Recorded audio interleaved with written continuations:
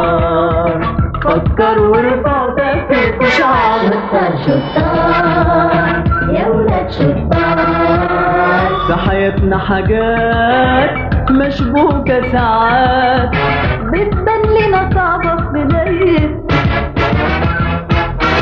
لو بالتفكير يا ولاد يا بنات نقدر سوا نعرف نهايتها. نفهم عقلنا حاجة تهمنا ونبان كلنا في عيون الدنيا ومرايتها. شطار شطار شطار شطار شطار يا ولاد شطار. فكر وارفع تفكير وشعر. شطار شطار يا ولاد شطار.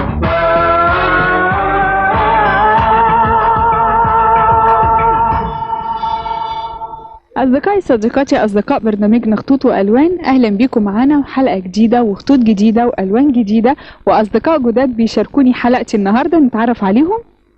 هيثم محمد. سالي عبد الغني. أهلا يا سالي. محمد عبد الغني. أهلا يا محمد. مايكل جورج. أهلا يا مايكل. طبعا يا أصدقائي احنا عارفين كلنا ان احنا في فصل الصيف، وفصل الصيف دايما بنحب نروح في المصيف وننزل المية.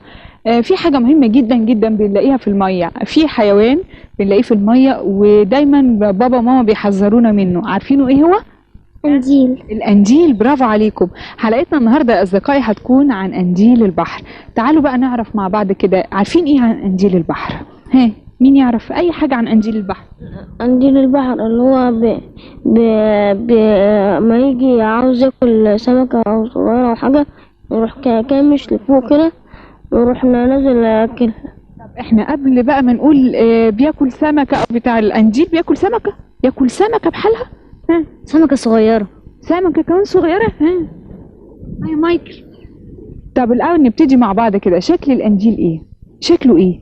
حد شاف قنديل؟ شفاف. شوف، حد شاف قنديل قبل كده؟ يعني شكله شفاف. طب ايه شكله ايه كمان؟ يعني مدور، مستطيل، شكله ايه؟ حد يعرف؟ مدور.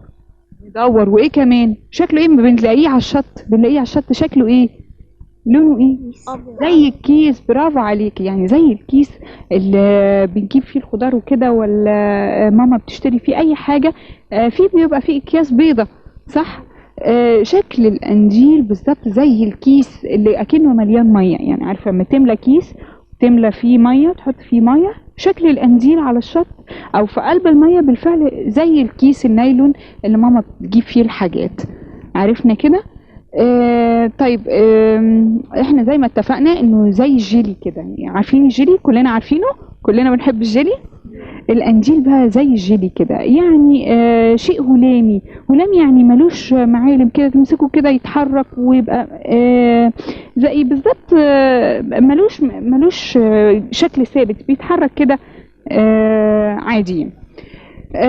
عارفين كمان يا اصدقائي دي ايه كمان؟ يعني احنا قلنا جسمه زي الكيس، دي ايه بقى تحت؟ دي ايد. ايد واحدة؟ ايد واحدة يا هيثم؟ لا، 4 ايد. 4 ايدين. ها، ليه ايه كمان؟ 4 ايدين بس؟ لا، هي ايادي كتير ونازلة منه كده. برافو عليك. ليه كذا ايد ونازله منه، نازله كتير كتير كتير جدا. وزي ما صديقنا هنا هيثم قال ان القنديل لما بيحب ياكل بيطلع بينكمش. واشرح لكم الحركه اللي بيعملها القنديل الاول. احنا عارفين القنديل بيبقى زي الكيس النايلون قلنا كده. لما يحب ياكل حاجه في قلب الميه اللي بيعملوا ايه؟ بينكمش، يعني بيلم جسمه كده وبعدين يسيبه ويلمه ويسيبه كده. فمع انه بيلم جسمه ويسيبه كده بيطلع لفوق وبينزل المية لتحت. لما بيطلع لفوق بقى بيسيب روحه بقى خالص، فبيبتدي ينزل كده في قلب البحر. لما بينزل بياكل بقى اي حيوانات دقيقة، حيوانات مائية دقيقة في قلب المية. يعني مش بياكل سمك، ماشي، اتفقنا على كده، حيوانات البحرية الدقيقة. في بقى معلومة مهمة جدا يا أصدقائي لازم نقولها. القنديل بيتحرك في قلب المية؟ ها؟ بيتحرك. ها؟ اه. طب بيتحرك ازاي؟ الموجة بتاعت البحر بتشد. برافو عليك يا هيثم، برافو عليك يا هيثم. الميه بتحرك انجيل البحر، يعني معنى كده ان انجيل البحر ما بيتحركش لوحده؟ لا، لا. ها، الموج هو اللي بيجيبه للشط. برافو عليكم فعلا. ممكن كمان يجيبه للشط وبعدين راح على الشط على طول ما يروح ميت. لان الموجة هي اللي بتحدفه، الموجة لما بتحدفه فبالتالي ما بيقدرش يتحكم في روحه ويرجع تاني في قلب المية. ده على فكرة يا أصدقائي، القنديل البحر دايما على كده، حركته الوحيدة في حركة الأكل اللي هي زي ما اتفقنا عليها، لكن ما بيقدرش يعوم ويمشي في قلب المية في أي اتجاه هو عايزه. الموجة هي اللي بتوديه أو بترجعه في قلب البحر أو وهكذا، لكن هو ما يقدرش يتحكم في روحه ويروح في اتجاه هو عايزه. ما عدا نوع واحد بس من الأناديل، اسمها إيه؟ أناديل إيه؟ اسمه ايه؟ الميتزا. القنديل ده هو الوحيد اللي بيتحكم في روحه وفي عضلات جسمه بحيث انه يمشي في قلب المية في اي اتجاه هو عايزه. كمان في انواع تانية من الاناديل. حد يعرف ايه اسامي الاناديل مثلا اللي احنا نعرفها؟ في حاجة ايه؟ في كرة قدم. كرة القدم، برافو عليك. في نوع يا اصدقائي زي ما صديقنا محمد هنا قال اسمه كرة القدم، تعرف موجود فين؟ مين يعرف كرة القدم دي موجودة فين؟ طب لونه ايه؟ ابيض. ابيض؟ احمر، برافو عليك. شفت يا هيثم؟ القنديل اللي هو خاص باسمه كرة القدم بيبقى لونه احمر وموجود في المناطق الاستوائية. اللي هي ايه؟ فين المناطق الاستوائية دي؟ في الصيف. لا، عند خط ايه؟ احنا بنقول مناطق استوائية، تبقى عند خط ايه؟ خط الاستواء، عرفنا. فالاناديل اللي بتبقى موجودة في المكان ده بيسموها انجيل كرة القدم، لان هي بتبقى مدورة كده شبه الكورة. برافو عليك، بتبقى شبه الكورة، فعشان كده سموها انجيل كرة القدم. في انجيل تاني اسمه السينيا. السينيا دي بتوصل احجامها لمترين، بتبقى كبيرة جدا جدا جدا. شوف، عارفين المترين قد ايه؟ قد ايه المترين كده؟ كبير اللي كده؟ بس لا، ده اكبر بكتير خالص، كبير جدا، زي طول مثلا يعني نقدر نقول بابا، واطول كمان من بابا شويه، وهكذا. عرفنا.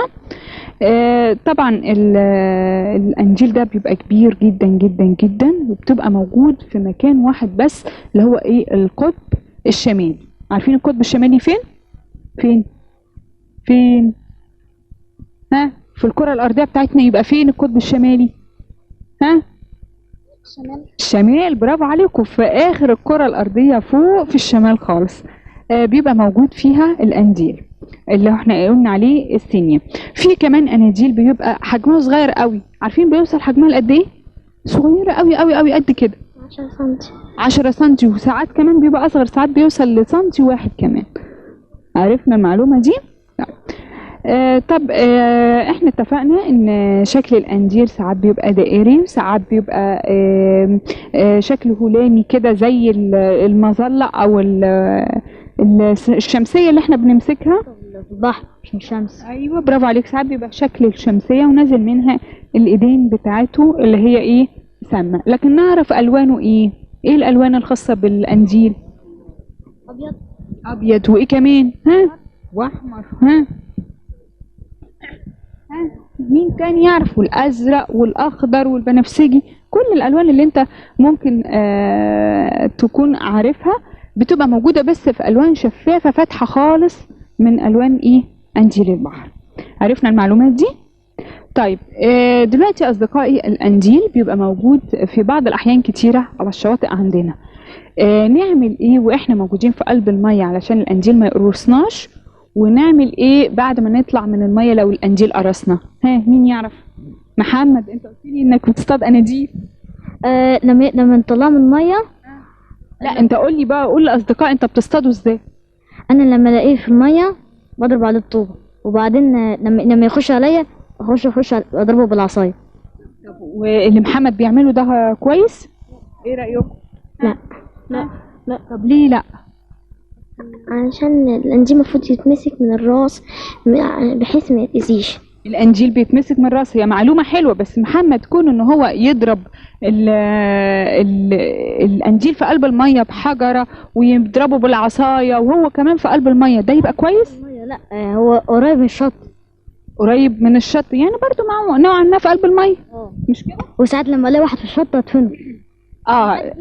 برافو عليك. بس احنا الاول هنقول حاجه اصدقائي، بالتاكيد طبعا ان الانجيل خطر جدا، لانه سمه بيبخ سم كده وسمه لاذع جدا. يعني في نوع من الاناجيل بتبقى اللسعه بتاعتها ممكن تموت بعد 10 دقائق. انواع خطره جدا جدا. لسعه الانجيل السم بتاعه ممكن يموت الانسان بعد 10 دقائق بس. يعني شوفوا بالظبط، فمعنى كده انه خطر جدا جدا جدا.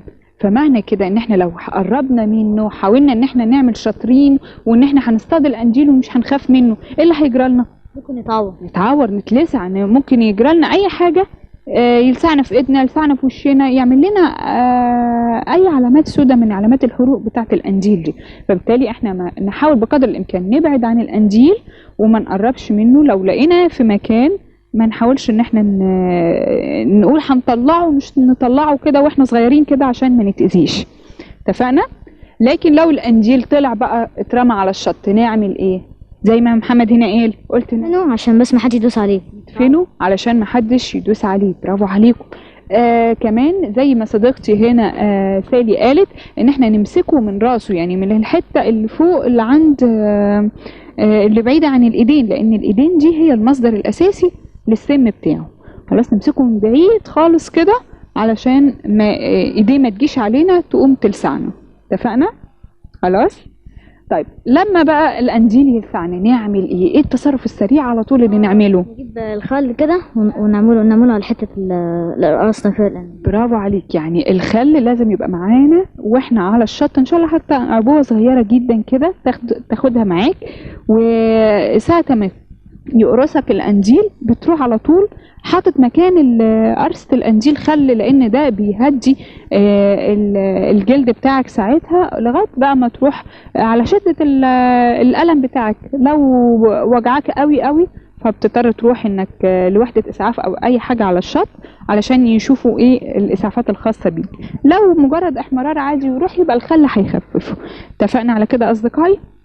طب النهارده احنا عاملين لكم لعبه جميله جدا جدا خاصه بالانجيل. طبعا كلنا عارفين ازايز الحاجه الساقعه اللي هي الكبيره دي. بصوا شكلها من تحت بيبقى شكله ازاي. ده بالظبط شكل الانجيل. تعالوا بصوا بقى نشوف احنا عملنا ايه كده. قصينا الحته الاخرانيه اللي تحت اللي موجوده في الازازه، شايفين؟ ده بالظبط شكل الانجيل. وجينا بعد كده عملنا جبنا الورق اللف الهدايا، لا مش ورق لف الهدايا، اللي هو الشرايط بتاعت لف الهدايا، ولزقناها، عملناها الخيوط اللي بتنزل من الانجيل. حركة بسيطة جدا جدا وسهلة جدا جدا، وادتنا شكل الانجيل ونقدر نزوق بيه الأوضة عندنا.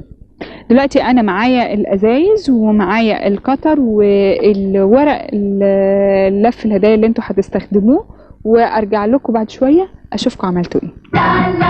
اشوفكم بقى اصدقائي عملتوا ايه. جميله قوي. وريني يا سالي، وريني يا هيثم. انتوا اشتركتوا انتوا الاثنين هنا؟ جميله. بصوا اصدقائي هيثم وسالي عملوا ايه. حلوه قوي قوي. عاملينها بالرجلين كمان بتاعته بالالوان اخضر وابيض وبرتقاني. جميله قوي. وريني بقى مايكل ومحمد. جميلة قوي قوي، وبرضو عاملينها بألوان جميلة قوي أصدقائي. عرفنا بقى المعلومات الخاصة بالأنجيل، وعرفنا بقى ازاي نتعامل مع الأنجيل لو قرصنا، وازاي نبعد عنه في البحر. اتفقنا؟ طيب أصدقائي صديقاتي، أنا بكده بكون وصلت معاكم لنهاية حلقتي النهاردة. بشكركم وبشكر أصدقائي اللي شاركوني الحلقة النهاردة، وبإذن الله الحلقة الجاية فكرة جديدة بخطوطنا وألواننا هننفذها.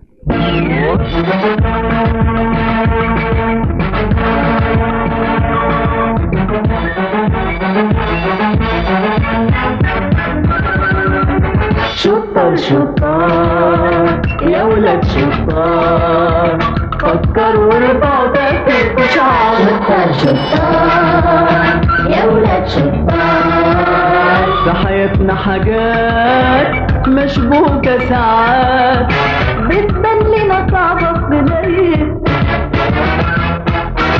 لو بالتفكير يا ولاد يا بنات نقدر سوا نعرف نهايتها. نفهم عقلنا حاجة تهمنا ونبان كلنا في عيون الدنيا ومرايتها. شطار شطار شطار شطار شطار يا ولاد شطار.